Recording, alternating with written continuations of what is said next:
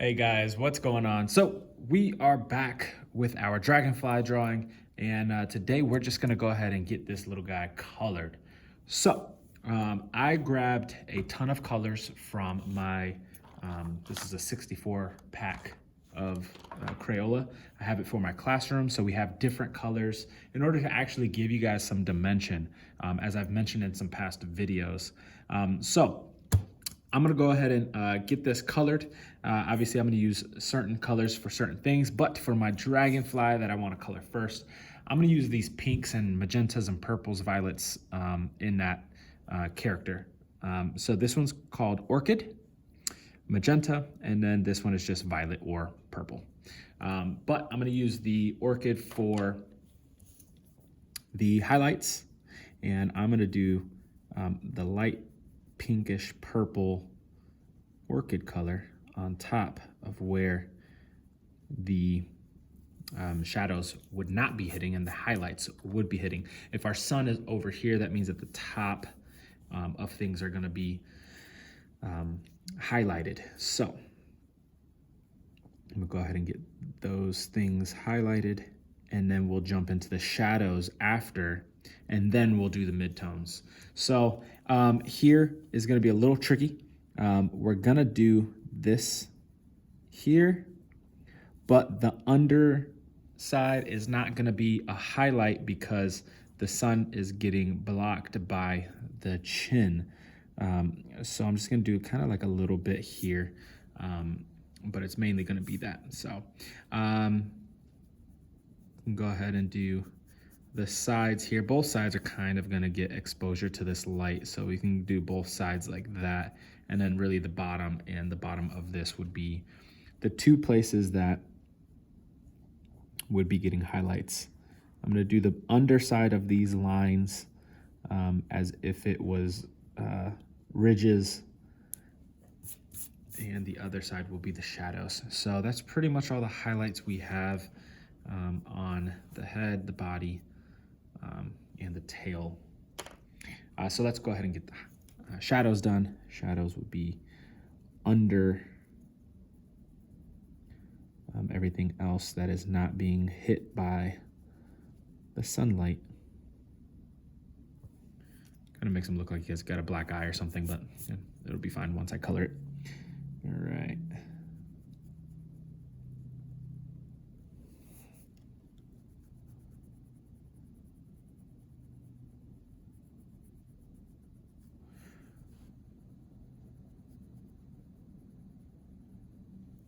There's that. So I wanted to pick a color that was going to stand out from the sky, but also stand out from the grass, since he's kind of hanging out in the grass. Obviously, I could do green for it being a bug, but then it would be kind of blended in with the grass, and the grass would be, it's already a lot of green, so I didn't want to put that much green into this coloring. So that's why I'm choosing to kind of be subtle with how much green I'm using. So let's do this magenta and color in our little guy here.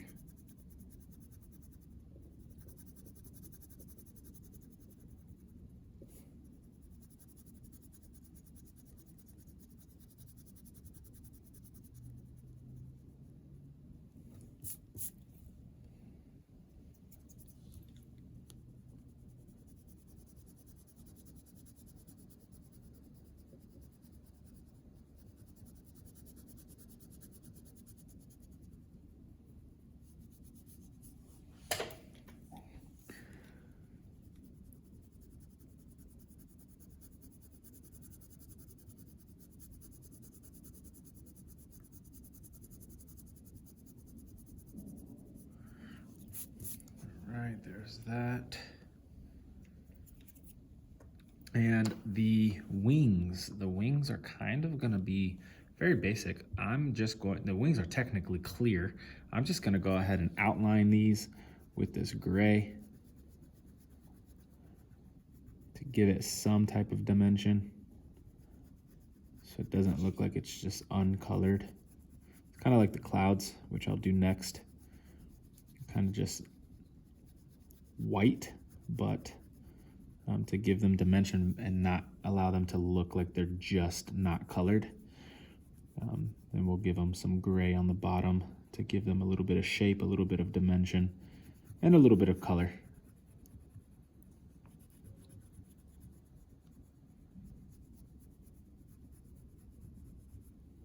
So there's two wings. We'll get the other wings.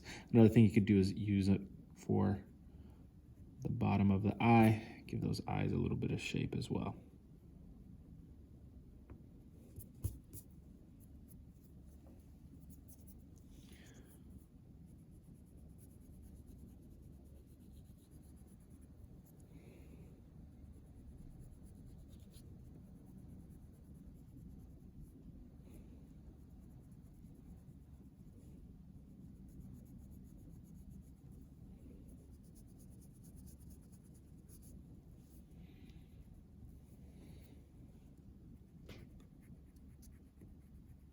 Really like this magenta purple combination.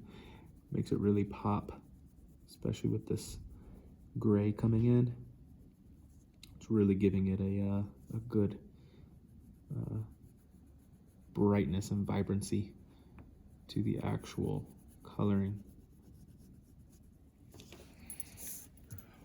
And this is why I love getting the big crayon sets or marker sets or color pencil sets, whatever you're gonna be choosing to use to color your assignments. But I really suggest using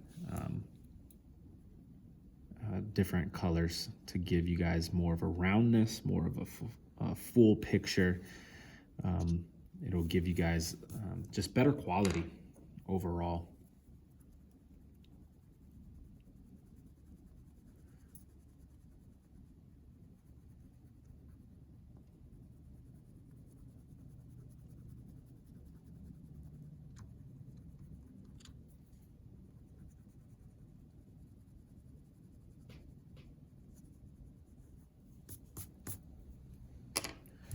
All right, there's our sun.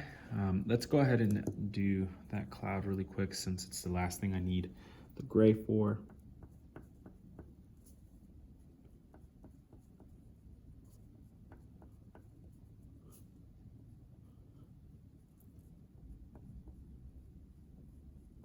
Boom, done with that gray. Now we can go ahead and start working on things like this.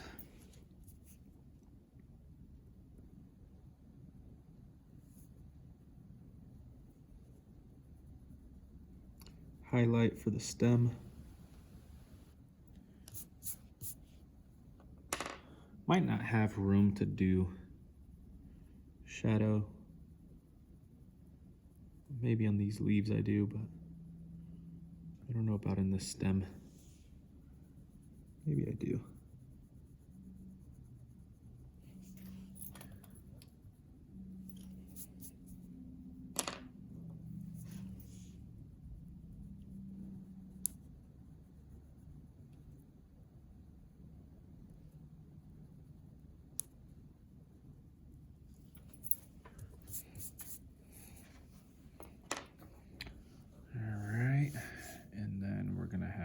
This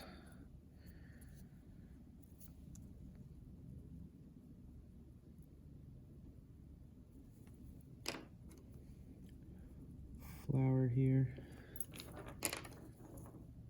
and let's do some red petals.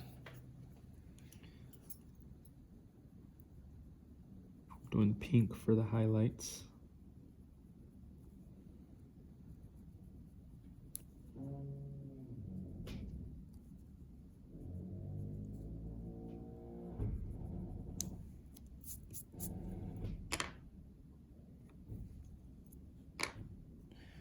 This is that same crayon that has broke on me and I haven't sharpened it yet. I'm kind of doing these videos back to back.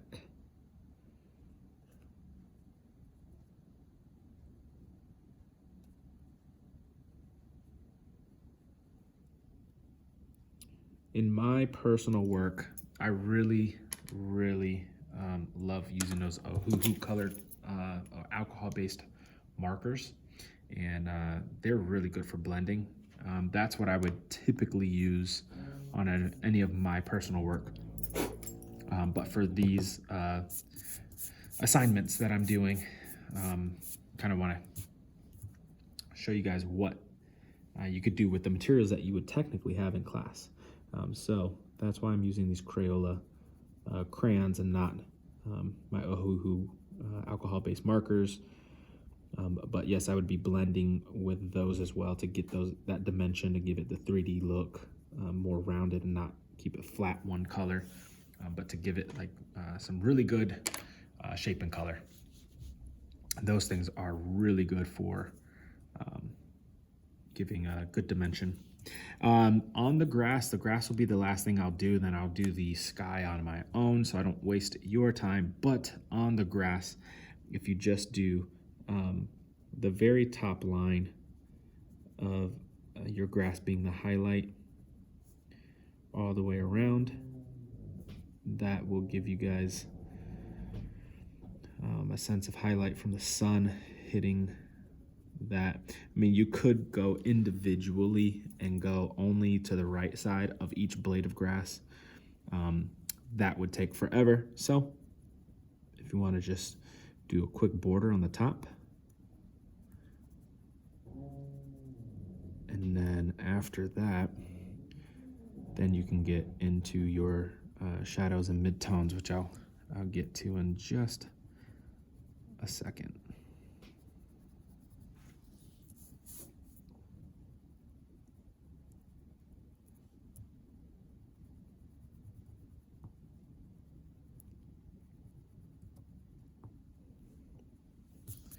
Okay, and the same thing for these, right?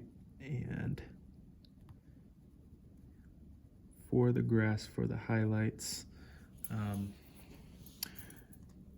and the shadows are gonna go right above these. If you've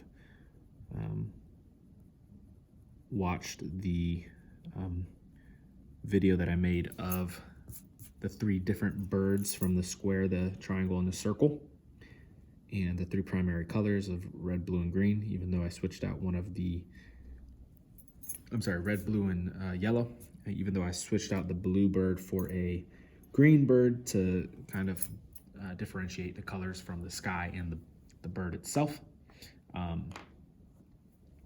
Then you'll see the same method that I'm using for the grass I used for the tree in that video. So this is your midtone actually, so let's go get the darker one for your shadows, and that's going to be right above the actual highlighted area. It's going to be on the other side of the outline.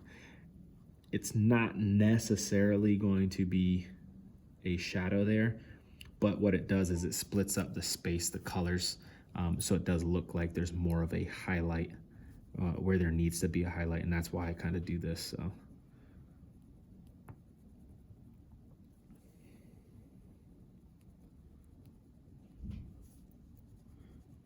if you don't have 3 colors of green,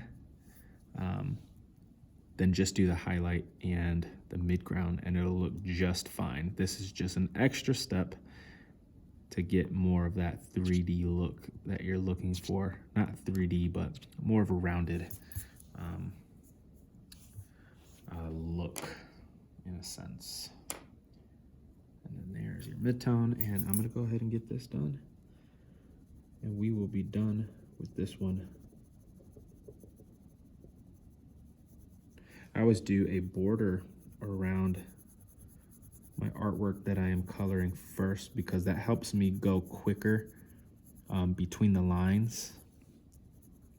So I don't have to worry about getting outside the lines. If I do a border, then I can just kind of go fast. Plus, on the outside of these, it's really easy to kind of snag the side of your paper and get wrinkles in your paper. And so with that being said, if I do a border, then I don't get close to the edge and I don't get that wrinkle. So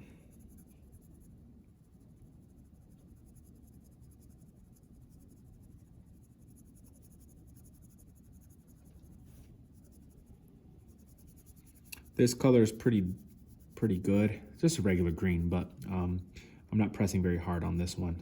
I pressed hard with the darks, with the highlights and the shadows. So you don't necessarily have to press hard with this one. It gives a pretty good color pretty quick. So I don't know if you guys can hear it in the video, but they're doing some, I'm still at work, I'm at school, so this is my planning period, and just planning for a couple weeks down the road for another lesson that I'm gonna be doing in class. But they're doing some construction, so if you guys hear anything weird, that's what it is. They're doing construction here. There's still little things in the school that are not completely finished, and every week they're doing something to kind of finish off those tiny little things to make this school look complete. But the school is pretty much done. Looks beautiful. Those little tiny details that they are doing are kind of things that most people would not notice. They're just things that we as teachers would notice, or contractors, stuff like that. So very few things left to do as far as the construction goes. They are putting the bleachers up in my PE court today. I don't know if they'll get one or both up, but yeah, they got the bleachers being set up now, and that's coming out pretty good so far from what I've seen. All right, so yeah, the floor is done. I was gonna say the grasshopper. That's a dragonfly. The dragonfly, the flower, the sun, and the cloud are finished. I'm gonna go ahead and do the sky. That's something that's gonna take a long time, so I'm gonna call the video done for now, and I'll see you guys on the next one. Bye.